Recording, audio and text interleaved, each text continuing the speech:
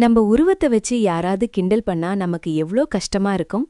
ஆனா அன்னைக்கு எல்லாராலையும் கிண்டல் செய்யப்பட்ட ஒரு விஷயத்தையே இன்னைக்கு தன்னோட மாபெரும் அடையாளமா மாத்தின ஒரு நடிகரை பத்தி தெரியுமா? அவர்தான் நம்ம நடிகர் நாசர்.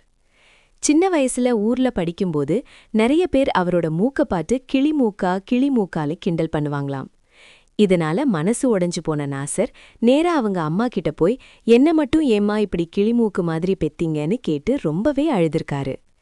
ஆனா காலம் எவ்ளோ பெரிய மேஜிக் பண்ணும் தெரியுமா? அன்னைக்கு எந்த மூக்க பார்த்து ஊரே கிண்டல் பண்ணுச்சோ இன்னைக்கு அதே மூக்குதான் சினிமாவுல அவருக்கு ஒரு தனி அடையாளத்தையே கொடுத்திருக்கு.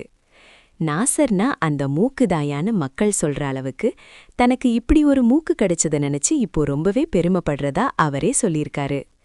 நம்ம குறைகளை நினைச்சு நாம ஃபீல் பண்ணாம அதையே நம்ம பலமா மாத்தணும். நாசரோட இந்த பாசிட்டிவ் ஆட்டிடியூட் பத்தி நீங்க என்ன நினைக்கிறீங்க? கமெண்ட்ல சொல்லிட்டு அப்படியே நம்ம சேனலை சப்ஸ்கிரைப் பண்ணிடுங்க.